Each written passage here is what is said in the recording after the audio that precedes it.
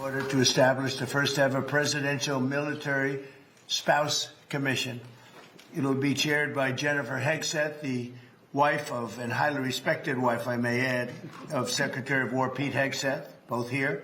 I also want to congratulate the new executive director of the commission, Desiree. So where's Desiree? Where are you, Desiree? You do such a good job. Desiree Thompson-Sale, along with new commission member Christy Mullen, wife of Secretary of Homeland Security, Secretary Mark Wayne Mullen. These are outstanding people, everyone, male and female, outstanding. The commission will also include the spouses of our wonderful service secretaries, the spouses of the Joint Chiefs of Staff, and the spouses of their senior enlisted leaders. And we have some incredible talent. And I won't tell you these spouses, I've looked at educationally and every other way. They're amazing. We're also pleased to be joined by Secretary Hegseth and the Chairman of the Joint Chiefs of Staff, General Dan Kane. Thank you very much, Dan.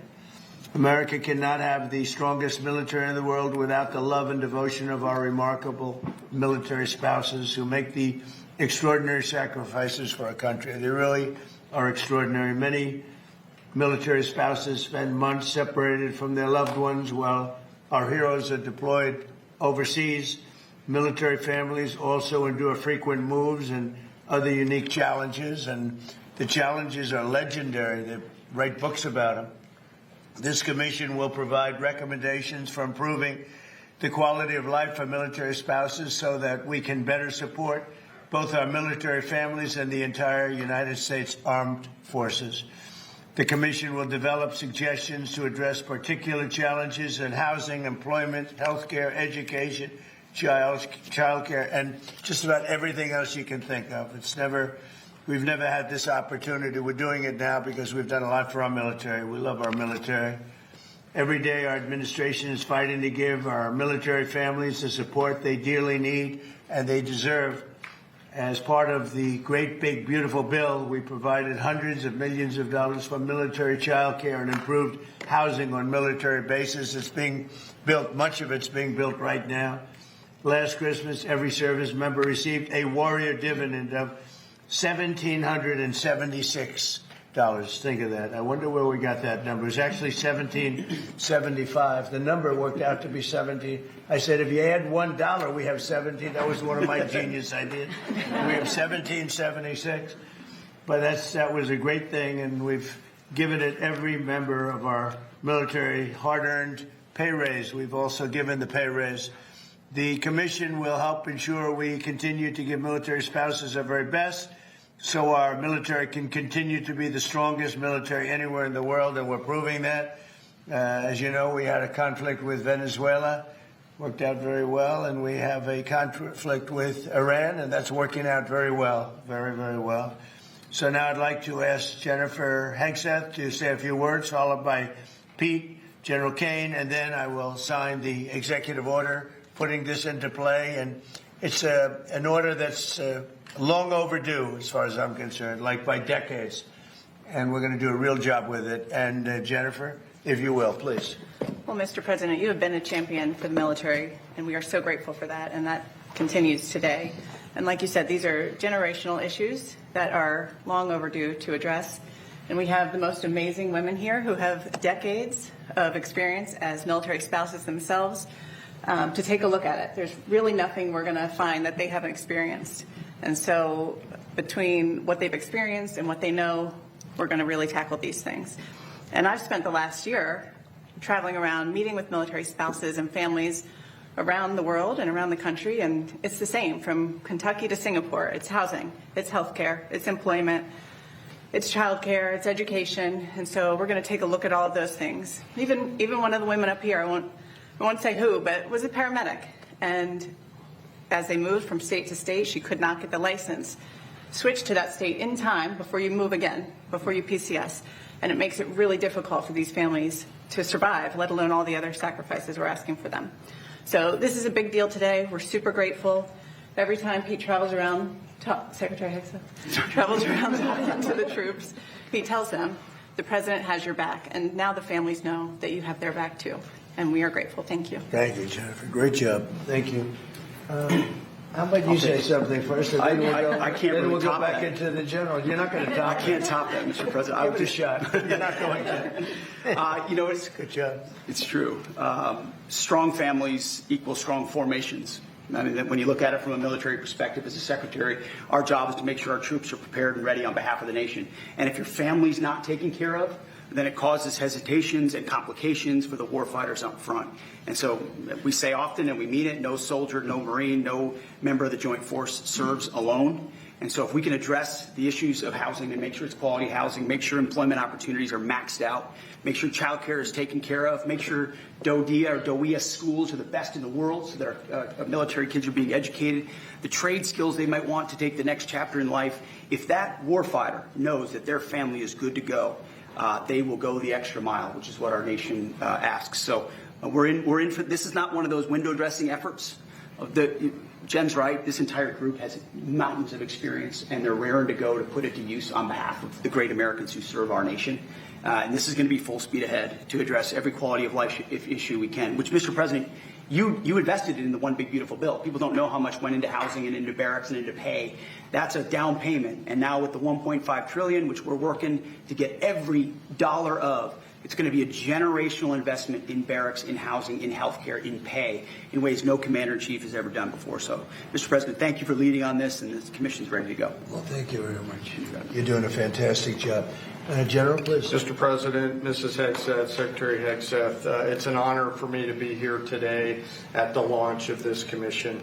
As we stand here now around the world, military service members are out doing our nation's business and ready to do what is asked of them. The foundation of American military readiness is the families, and the backstopping of all of that is the military spouses that serve behind them. Inevitably, every time somebody deploys, that refrigerator will break down, the car will break down. You think we're strong. American military spouses are 10 times stronger, and the lift that they carry is significant every single day. I want to thank this commission for the work that they're going to do to help improve military families' lives and military spouses' lives. It is a critical enabler for American warfighting capabilities. So to all of you here and all the work that went into putting this commission together, thank you. And Mr. President, we're honored to be here today. Where will they be meeting when you have meetings? Because you're going to be having a lot of meetings. Do you know where you're going to be meeting? Every month here at the White House. Oh, that's great. Yes. We can't do better than that. Can't do better than that. Use the Oval Office. Would anybody like to say anything? Maybe Desiree, you could start, and then if you want to say anything, great time to say it. Yeah, Please, absolutely. Desiree, go ahead. Well, I'll just be really short. It's a pleasure for me to serve as the executive director of this commission. I think it's a long time coming. It's a little bit of a pet project out of my office, simply because we have the Chief of Staff of the Air Force's wife that has been inspirational for this. She's a 41-year spouse. But collectively, this group has over 400 years of experience as an active duty military spouse. 400. And they've probably moved about 300 times.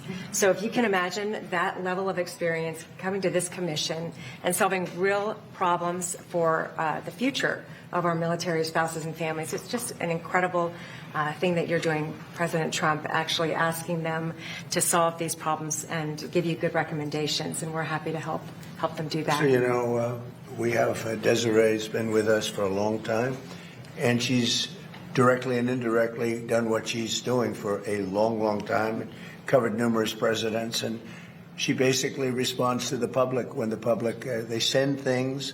Sometimes they send gifts. It amounts to millions of dollars in small money. And I said, well, what happens to that money? They send it back, or they do charitable work, but it's literally millions. They send it to me. I should be able to get it. She won't give it to me. I should be entitled to it.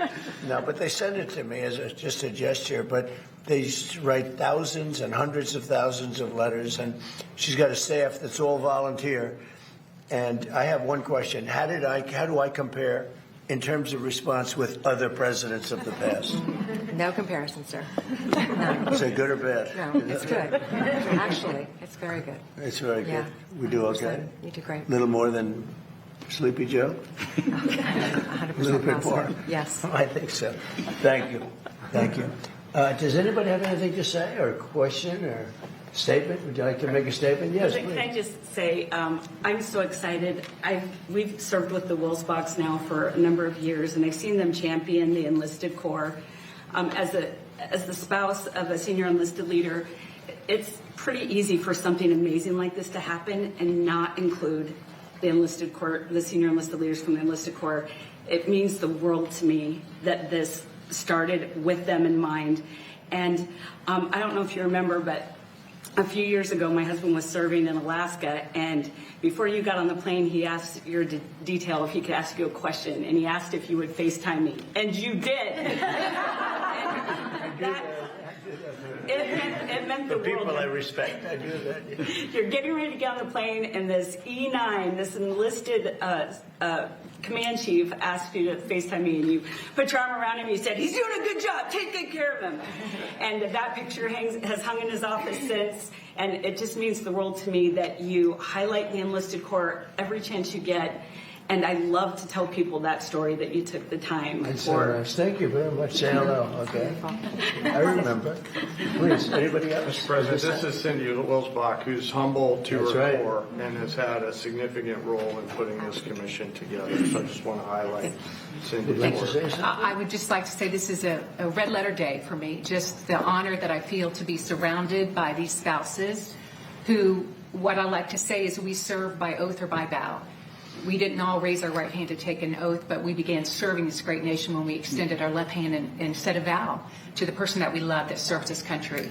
And we represent people that are at the end of their careers. We have served decades, 20, 30, 40 years of service. This is about the legacy that we leave for the people that come after us, for these great. people who have children who are serving now, or for families that we say, we love you, we care about you, and we are the greatest military in the world. And part of that is taking care of our families, and that's what this commission will And do. your husband is highly respected, I have to tell you that. By everybody. By everybody. Anybody over here? Yes, please. Mr. President, on behalf of the Coast Guard, we cannot thank you enough for the amount of money that you have put into our organization. We are beyond excited about the new potentials that we have. We can just feel it. The whole Coast Guard. Every time we go to visit our different units and our families, people are super Including excited. 11 ice cutters, right? Absolutely, I'll be talking. Yes. It's going to be beautiful. Yes, sir. Yes, sir. They had one. Russia has 48. They had one, and it was 50 years old. And you're going to soon be getting 11 brand new ones atop of the line. So that's a big. Well, That's a our big people are very thrilled and super excited, and very thankful to you. That's So great. thank you, sir. Thank you very much. Good. Anybody else like to say? Last chance. That's it. So I'm going to sign this, and it's a real honor. And then if you like, you could ask questions of the people, and or me if you want.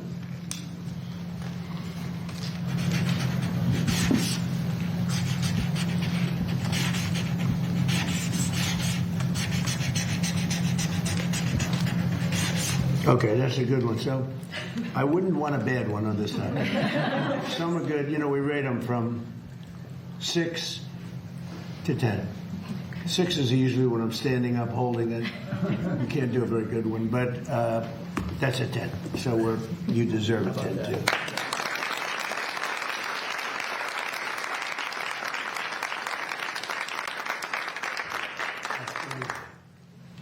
I think you should hold that, okay? Questions, please? Please. On behalf of the press corps, thank you, ladies, for what you do for our service members in this country. Mr. President, are the talks with Iran now off and our airstrikes No, back they're on? on. They're going on right now. It's an amazing thing. We have a little problem with Iran because we have many talks that we'll say we have or we don't have. You know, we're straight about it. But they deny. But they're not denying it now. They just put out a statement not denying it. But for some reason, they, when they're talking, they don't like saying that they're talking. So I say, wait, we're in talks. Big deal. We're in talks. And they'll sometimes deny it, even though they spend hours and hours together talking. No, the talks are going along. We're going to hit them very hard yesterday, very, very hard, harder than any attack. I think I can say, General, from a point of knowledge, any attack since World War II. That's pretty big. And we were set to go, and they called.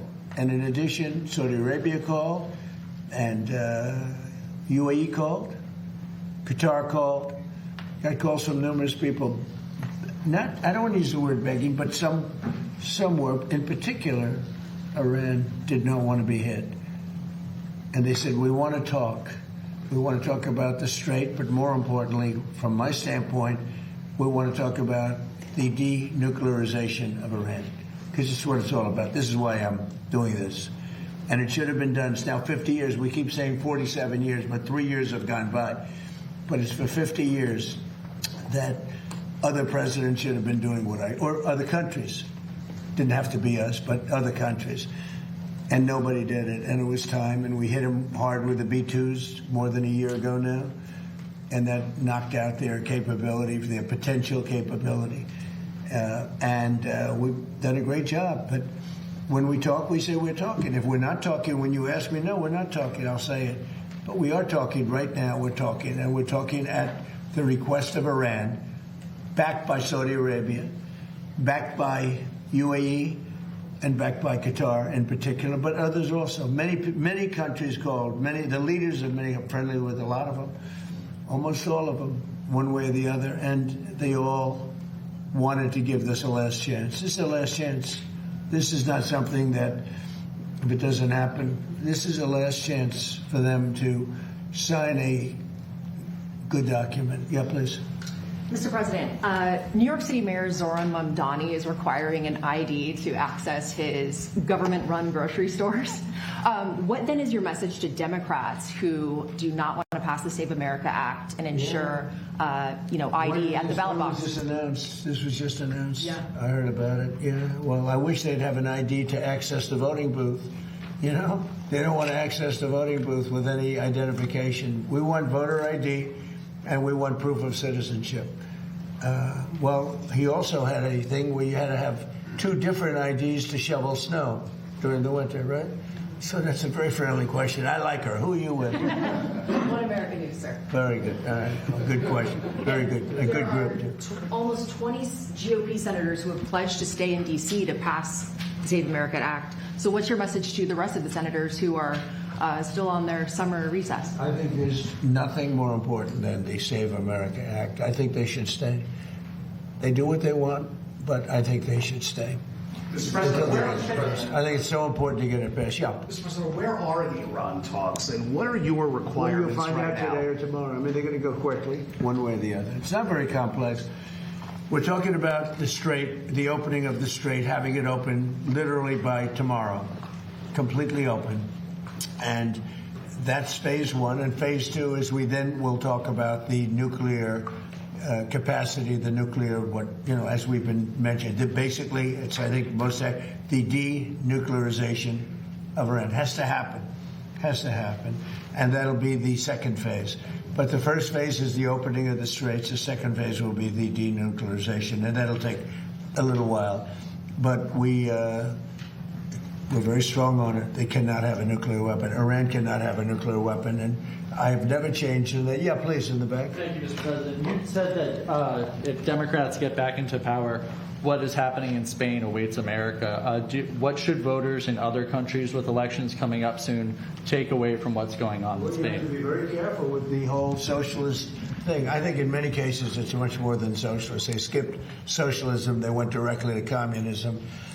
But when I saw what happened in Spain, I said, we had a version of that. You could say much worse. We allowed 25 million people under Joe Biden, the Democrats.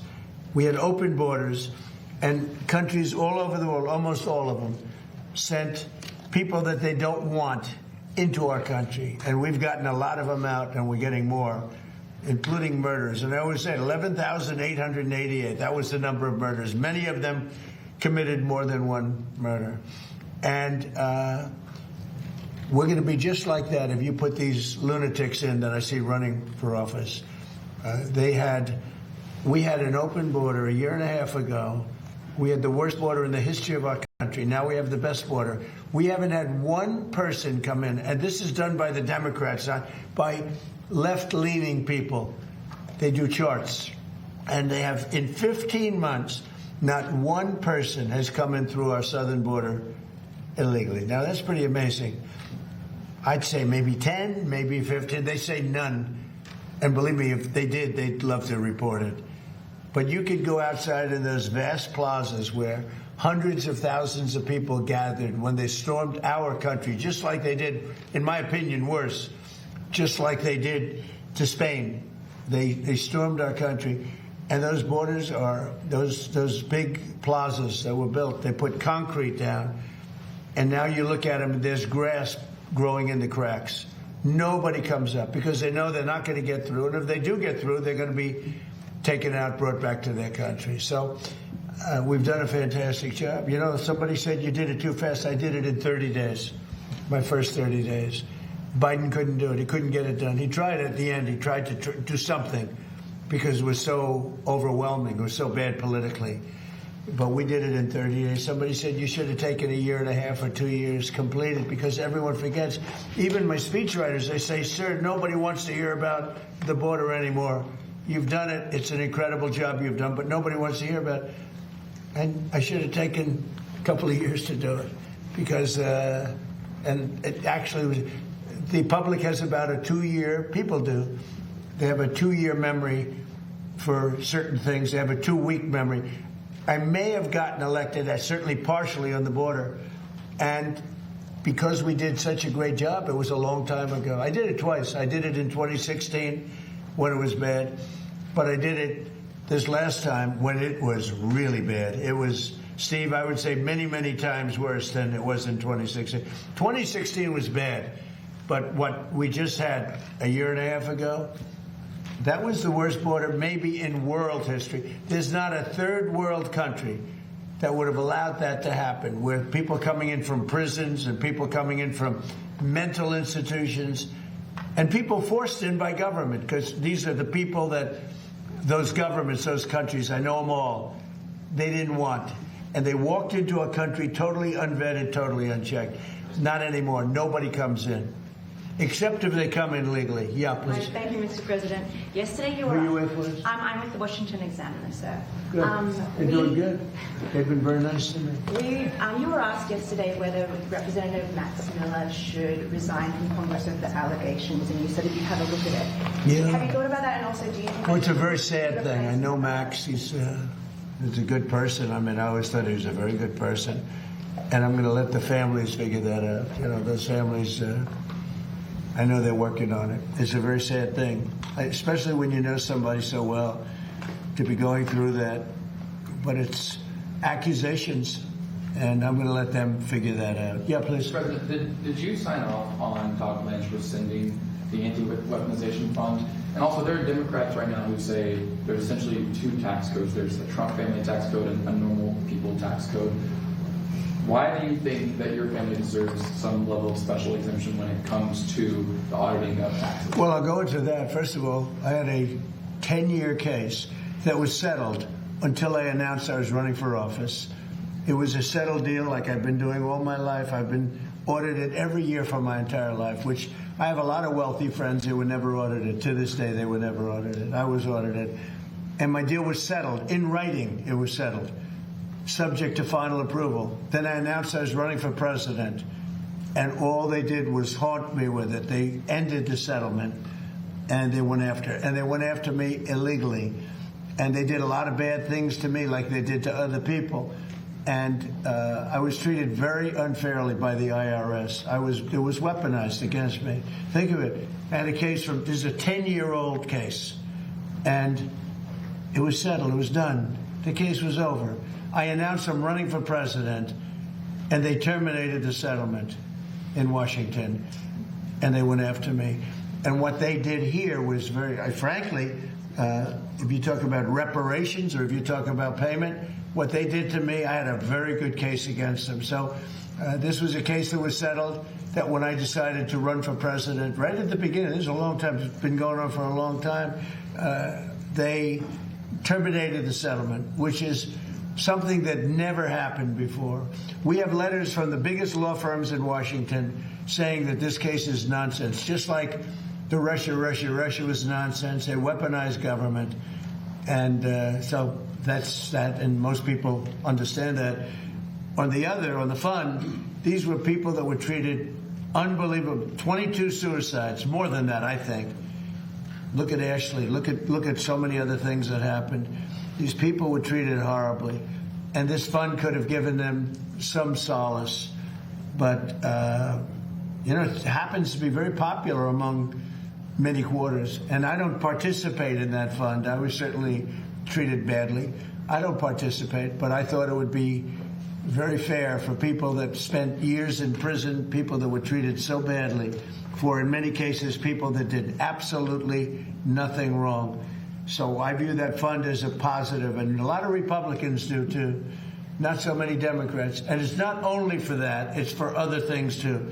People that have been treated unfairly, that have been weaponized by a corrupt government that we had with Obama and that we had with Biden. You had a corrupt government with both of them. Mr. President, did you sign off on Todd Blanche rescinding? I didn't look at it. All I know is that Todd Blanche is great. He's going to do a great job. Everybody knows it. And I understand there's been a sign-off. But I don't know what they agreed. I think Todd Blanche agreed to reconfirm things that he's already said. And what he said was okay. Can I Please go ahead. Avenues that you'd have, other avenues you'd have supporters get paid potentially if it's not the anti-weaponization fund? Is there another? Who are you with? I'm with MS Now, sir. You who? MS Now. MS Now? Yes, sir. What a terrible show that is. They have the worst people on that show. Are there other avenues that you want to see people? No, there's no other avenues that I know about. Go ahead. Mr. President, on the Iran talks. MS Now. That's the failed MSDNC, right? The failed. They failed. They gave it a new name. You know why? Because nobody watched it. Go ahead. And fewer people are watching it now. On the Iran talks, is there discussions, is Iran willing to return to a fully free navigation of the strait? Is that on the table? Say it again differently. Would Iran be willing to return to fully free navigation of It the has to be. I'm not going to let them charge. Would you If anybody's going to charge, we'll charge. We're the one that has total control. We have total control. You know, we have a thing called a blockade with his Navy. And that Navy is, they call it a wall of steel, the United States wall of steel. And no, there's not going to be charging. We're not talking about charging at all. There won't be charging. Yeah, please, in the back. President, you said last week that illegal immigration... Who are you with? GB News. You said that illegal immigration is killing the UK. Nigel Farage today has proposed the use of the Royal Navy to combat small boats crossing the Channel. Do you think that European nations, including the UK, should be using their militaries to stop illegal immigration? Look, you have to stop illegal immigration in Europe. I know Europe better than anybody, better than the people that run it, and I have great relationships. Two things are killing Europe. Number one is immigration. Number two is energy. Like the UK, when you look at the UK, they have one of the best energy fields in the world, North Sea oil. Now, I think your new prime minister is going to actually open up from what I hear, I spoke to him, and he sounded terrific on this subject. But you open it up, you'll be a wealthy country. You keep it closed, you're going to be a bankrupt country, which is what you are now. Essentially, you're a bankrupt country. You have one of the greatest energy fields, the North Sea oil, one of the greatest fields in the world. You know, the UK buys its energy from Norway, who gets the energy from the North Sea, from not as vibrant a part of the North Sea oil was. You're sitting on top of gold, better than gold, and you don't do anything with it. It doesn't work. You don't allow the oil companies in, and it doesn't work. And I spoke with your new prime minister. I was very impressed, and he sort of indicated to me, I said, look, you can be a wealthy country or a bankrupt country. You have your choice. Not every country has that choice. Almost no country has that choice. But in the case of the UK, Scotland, I'm talking about Scotland, right off the shore, in Aberdeen, Scotland. Aberdeen was the oil capital of Europe for years. And then one day the Liberals got in and they closed it. And your energy rates have quadrupled. You have among the highest energy prices in the world. You could cut them in half. You could give away free energy if you'd open up the North Sea. And it's good for another 500 years, maybe more, probably 1,000 years. Has our new Prime Minister restored your faith in the leadership of Britain? Or has our new Prime Minister restored your faith in the leadership of Britain, or do you think it's too late? Look, I think we're going to have a very good relationship. We'll see. I'm not going to tell him how to run his country. But I can tell you, immigration is an incredible problem for Europe. You're allowing people in that in many cases are not going to help you. I'm going to be nice. They're not going to help you. And the people that are there, people from your country, people from other countries that have been there for a long time and did a great job, beautiful place. Look, I love it. You know, my parents both came from Europe indirectly. So a German, Scot, and, you know, it's like one of those things. It's very sad. When I see what's happening to Europe, it's very sad to me. But they have a problem with immigration. They have a problem with energy. You have windmills all over the place. Windmills, you lose your shirt. Any country with windmills is a loser, okay? You just have to look. If they have windmills, they're a loser. Because you lose money with windmills. Mr. President. Yeah, please, go ahead. Thank you, Mr. President. Go ahead, who are you with? John Fergus Media. Yeah, that's right. Original name. What was your name before? John Fergus. Go ahead, John. Mark. Two domestic questions, sir. The first one is Exxon and Chevron, integrated all U.S., just announced record profits second quarter. Unbelievable. For Exxon, for instance, 14 billion highest they've had in over a decade. For Chevron for the quarter, highest in history. By 12 times. On the back. You saw that? Yes. Yeah. I mean, it's unbelievable. On the back. I don't like it. Workers paying higher gas. Yeah. They're making too much money. Okay. Based on a shortage, they're making too much money. I don't like it. And I should be the last one to say, because I'm a big free enterprise guy. Nobody bigger. And, you know, you're going to see oil when we're finished with Iran. You're going to see the prices drop through the floor. But they made too much money. Too much money. Chevron, too much money. ExxonMobil, too much money. When you look at one company where they made 12 times what they made the year before, they're going to give some of that back to the public. And they better cut the retail price, the consumer price. Too much money. You're surprised I'm saying it? I'll say it loud and clear. I'm not happy about it. Go ahead. Go ahead. Just one. For those of us here that live in Washington, D.C. with our families, like I do, the renaissance of the city that you've been able to do in 18 months is incredible.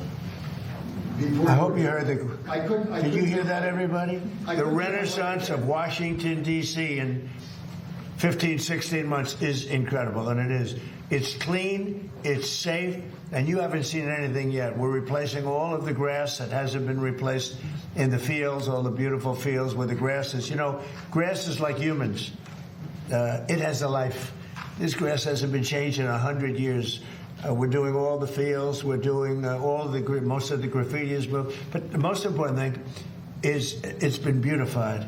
We did 78 monuments and fountains and waterfalls, and they went from being horrible, mostly graffitis, and most of them for 25 years never worked. They haven't worked. And it's a renaissance, like you use the word renaissance, but it's a renaissance. But the biggest thing is we have very little crime now. This was the crime capital, frankly, of the world. It was the most unsafe capital of any country in the world. Now it's one of the safest, and it's one of the safest places in the United States. And people are coming down. You see it, the tourism in Washington, everyone's safe now. Nobody's getting mugged, shot. We used to lose 3 people a week. Death. That's the least, I mean, it's 3 people in terms of death. 150 people a year were killed. They come down from Iowa, they come from Indiana. Mom, I'm looking at the Washington Monument. I'm looking at, and they end up getting killed. You call their parents, I'm sorry. Doesn't happen anymore. We don't have that anymore. We're rough, but we don't have that anymore. Our military has been unbelievable, and they work very well with the D.C. police, but our military came in, the general, people that we know so well, General, right? They don't play games, and we got the gangs out. We removed almost 5,000 people who were career criminals, who came in with Biden with the open borders, a lot of them. And they're no longer here. We sent them back to their countries. You've got to say, have you ever seen such a transformation? It's unbelievable if you live here. it's just, you don't want to go back. And now you can walk to work. You can walk to the White House. The people in the White House, they tell me, sir, thank you. They're thanking me all the time. They used to have to take Uber, and the Uber would be robbed, okay? They weren't even said. They'd go to a restaurant, and they'd feel safe at a restaurant, and then the restaurant would be robbed. Do you know the restaurants were all closing? And now you can't, if you're a restaurateur, you can't get a restaurant. You literally can't. The restaurants are booming. Crime is down 92%, maybe more. I want to get down 100%. You know, the greatest statistic, though, that you have is that 2% of the people create 91% of the crime. You can really handle that. And we've moved almost 5,000 people out. They're criminals, career criminals. We moved that, or in some cases, they're in jail. In some cases, they were so bad, they came in through Biden. They're so bad, we don't want to move them out. We want to put them in jails because we're afraid they're going to come back in somehow. So I appreciate you saying that. Would you consider going to Congress if they come in and try to roll it back, the new Democratic mayor? Well, you had a mayor who's, I guess she's a communist. I mean, she says she's a socialist, but I guess she's a communist, basically what she says. But I have not met her yet. I look forward to meeting her. Would I federalize? Basically, you're saying federalize D.C. Yeah, well, I'm allowed to do that. Would I do it?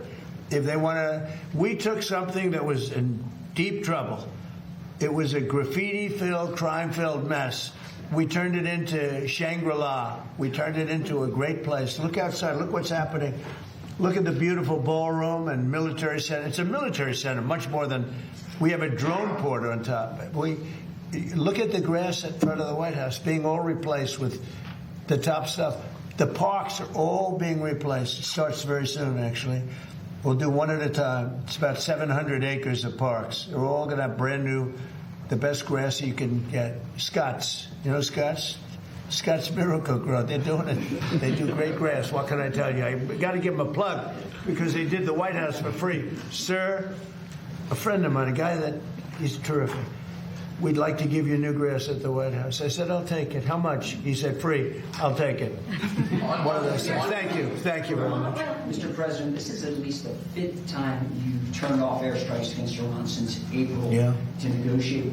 What is your message to the American people who are wondering what has changed this time? Why should it be any different? Well, you don't know. I don't know. I think we're going to maybe get something, but I want to give them every last chance before decapitation. Very tough to do what we have planned, still planned. We'll see what happens. But it's a very, very tough thing to do. I think I'm very proud of the fact that I'll give people a chance. This is a big move. To do an attack that big on a country, I'd rather not do it. Now, we've already, through lots of large attacks, but they were normal large. Hopefully they'll come to their senses, because what happened, cannot have a nuclear weapon, but hopefully they'll come to their senses. So they called me, and they said, please don't attack, we'll make a deal. That's the real truth, and everyone knows it. And who wouldn't call? And they found out through leaks and sleazebags, a lot of sleazebags, leakers. Leakers should be put in jail. They have to strengthen up the laws for leakers. But in this case, leakers helped because they said the severity of the attack, and Iran knew it. They knew what was coming. It was going to come last night, and it would have gone on for a long time, and there'd be essentially very little left. There'd be nothing left. And if I'm given a chance to let a lot of people live, I want to give that chance. So I'm under no time constraint. I don't happen to be running, but a lot of very good Republicans are running. And you have a sick ideology taking place right now that, hopefully they'll be defeated because they'll destroy the country if they ever take over. But this desk is like a blocking desk. No matter who gets in. If it's bad, I block. And I'm good at blocking. If it's bad, if it's stupid things like the things they want to do, we want to get rid of the U.S. Senate. I don't like a lot of senators, to be honest with you. I don't want to get rid of the Senate. We want to get rid of the Supreme Court. They want to put now 21 or 23 people, that's the real, on the Supreme Court, or get rid of it. They want to get rid of the presidency. They want to have an appointed executive running. That's a communist thing, you know? That's a communist thing. These are sick people. And, you know, I said it the other day, and it maybe doesn't sound that important, but when a country goes bad, like look at the blue cities. What do they have in common, aside from massive crime? Much more crime. The Republicans have very little crime. But what do the blue cities have in mind? And also you can say this with nations when they go bad. The blue cities have something in common: crime, high crime, vicious, violent crime. But what do they have in common? They're all dirty. They're filthy dirty. Their streets are dirty. Their streets smell. Their storefronts are broken. Their trees are all gross. Everything about the place is dirty. And I don't want to mention any specific city. It's really all of them. But you go into these cities that are blue, they're crime-ridden, and they're filthy dirty. They're like Washington, D.C. was a year and a half ago, with graffiti all over the place, with crime all over the place, with people afraid to be here. You had to be ashamed of your capital. Some of the most beautiful buildings built in the real time. Like you look at the Supreme Court building and they put graffiti on it. The most beautiful columns I've ever seen. In fact, our columns are going to be nicer at the ballroom. I said, I want the Supreme Court, but better. But you look at those columns, how magnificent, and then you see graffiti on the side of the building. No artistry, just bad people. But the one thing they all have in common, crime. The two things, crime, but they're disgusting. They're filthy dirty. The streets are dirty. They have people lying all over the street doing you know what. They're all the same. And this is what we're going to put in it. Not going to happen in our country. Go ahead, please. Yeah, in the back. When someone, me, sir, or, go ahead. When a group. Well, let him go. Then you. I'm sorry. He was very rude to you, right? Go ahead. Who are you with? I'm with Real America's Voice, sir. So when a group such as the Haitians lose their temporary protective status, how soon should they be bussed and flown out? Well, we had a big victory in court on temporary, you know, the protective status. And I largely leave it up to my people. But we've had people here for many years and they were here temporarily. You know, we had people coming in and they've been here for many, many years. And they had a tragedy in their country. They had, sometimes it was storms, or it was, you know, it was hurricanes. And they come in and, you know, they're here for 12 years, 14 years. So something's got to be done. Yeah, please. Mr. President, on the line, have you spoken to Jeanine Pirro about her decision to drop her? No, Jeanine Pirro made a mistake. There was vandalism. I just told you we did, I think, 78. One of the things was the reflecting pool. Hasn't worked since 1922 because it always leaked. It always leaked from 1922. You know, it's the largest, longest pool ever and all that. The concept is beautiful, but it always leaked because of the size, because of maintenance, whatever. But it was built in 1922, and from the day it was built, it leaked. Biden spent $58 million. Barack Hussein Obama spent much more than that. He said, I have an idea. Let's take the water from the Potomac.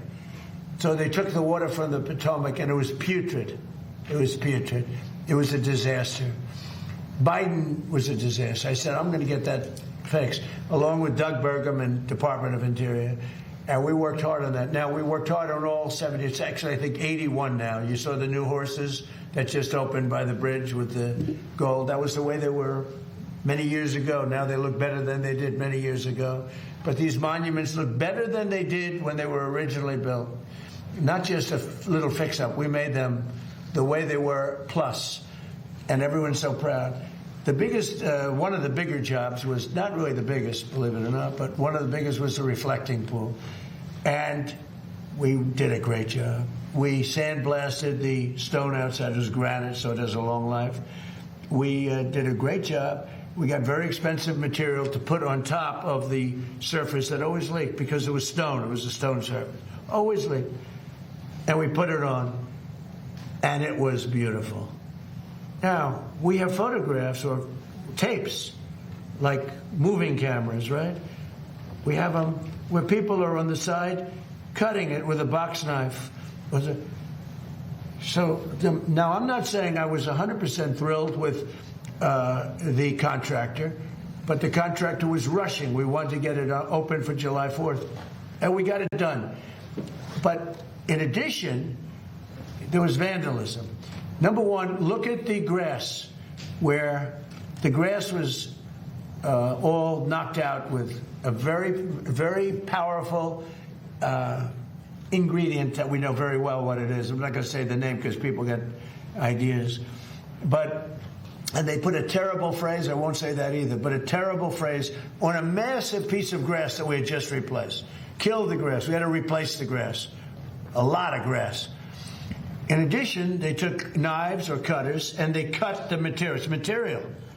And they put their hands and they pulled it. And there was also some maintenance things that we would have routinely fixed. But we had that up and it was perfect. And then you had the bubblers, which get rid of what forms in the water. And that works great, but they turned it off because of the fight. Because it competed a little bit of noise during the fight. They turned it off. And it grows very rapidly in the water. But that actually works very well. And that's all. So now we're just about set to reopen it. And we had to replace cut areas where they cut it and ripped it. But there's a tape, and Jesse Waters, by the way, did a whole big thing on it. There's a tape that's out there that I posted on Truth, where you have people leaning over the side. The weakest part, because of the flexibility, it moves. It's very complicated. It moves. And the softest part has to be flexible. And that's the stuff you can cut. And these guys knew what they were doing. And they cut all the way along the base. Cut, cut, cut. Now, when Janine looked at it, it was the day after the 4th of July with the largest fireworks display in the world. And the stuff was laying all over the pool, the fireworks, because they used the pool as one of the, and it was all over the pool. It was the day after, very shortly thereafter. But that was working beautifully, and it was vandalized. And if you look at the tape, now the tape isn't a great tape in the sense that it's a little hard to say who it exactly was. But it was people cutting this very expensive material, waterproofing material. Anyway, it looked beautiful. And then they cut it, and they vandalized. And we weren't necessarily thrilled with the contractor, but they did a job, and they were fixing any problems. But then it got carried away because the judge was extremely unfriendly to Janine. And frankly, I think she choked because the judge was really vicious. Instead of going after the people that did it, the judge went after her and went after her department. And I guess she choked. I don't know what the hell happened. Are you reconsidering her role here? I don't know what you don't. You're fake news. Don't ever talk again. You're fake news. One of the worst in the business. Fortunately, nobody watches you. But something happened. There was vandalism there, and there was some things from the contractor which we would fix. But it's almost complete, and when it opens, it's incredible. It's really incredible. But remember this: it leaked from 1922. It opened in 1922. They never solved the leak problem because it was stone, and the cracks with the stone. Stone is really not a waterproofing material. We essentially use a very high-grade swimming pool type material, which was my idea. I was very proud of that idea. And by the way, I didn't know the contractor. Everyone said the contractor. I didn't know the contractor. But when it was completed, it was perfect.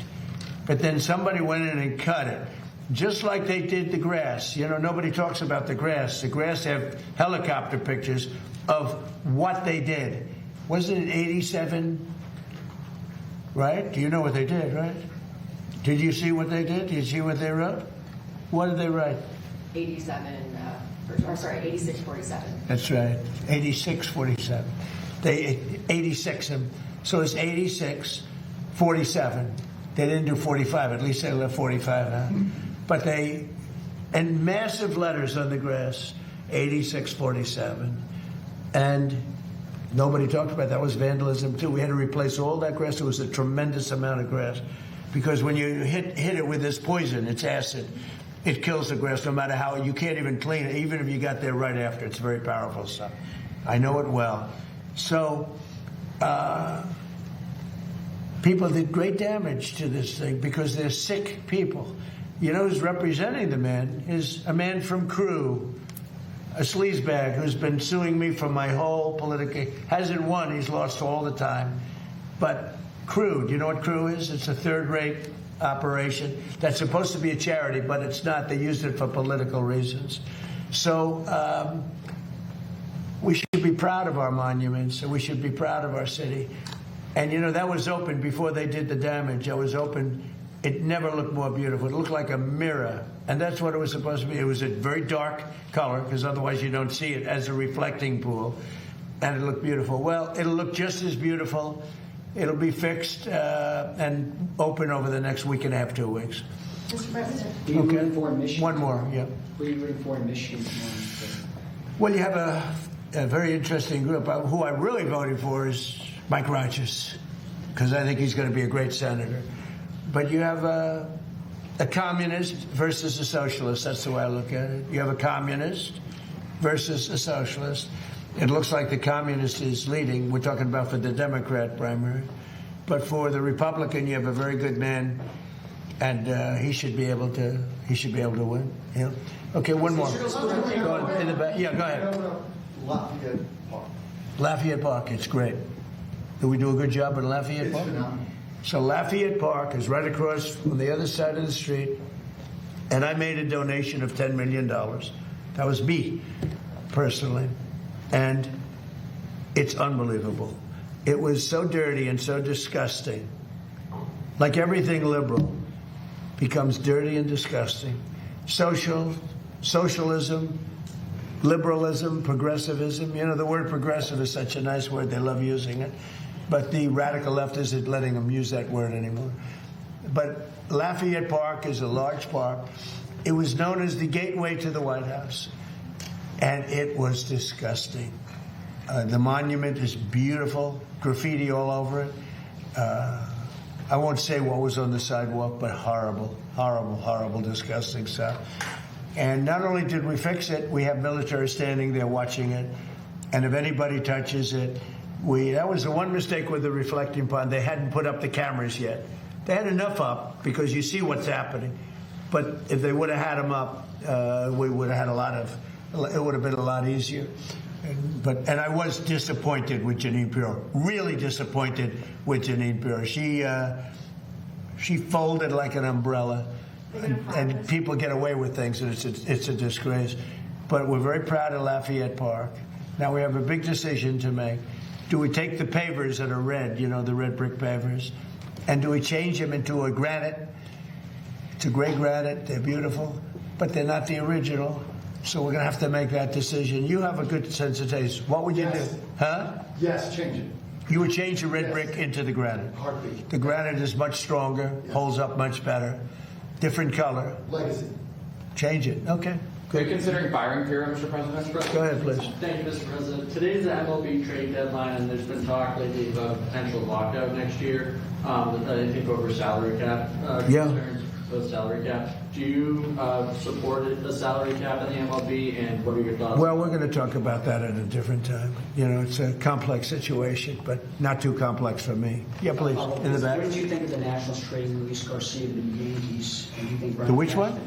Luis Garcia from the Washington Nationals to the New York Yankees. And what do you think of the job Brian Cashman's doing?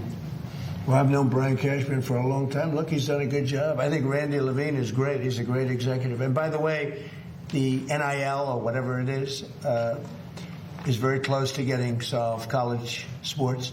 And Randy Levine and Nick Saban and a whole group of people have done an unbelievable job. That was a case that should have been appealed by the NCAA, and they never appealed it. Whoever ran the NCAA, they never appealed it. The original case was thrown out by a judge that knew nothing about sports or college sports. And that case should have been appealed. They didn't appeal it. They didn't know. I think they forgot something happened. And college sports was and is in turmoil right now. Turmoil.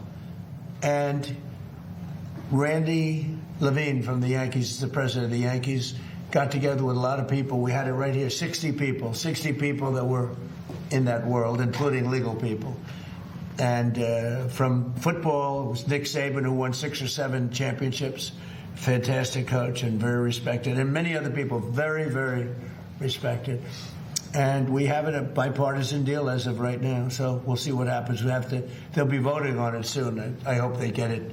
I hope they get it done. Thank you all very much. Thank you. Thank you. Thank you for that.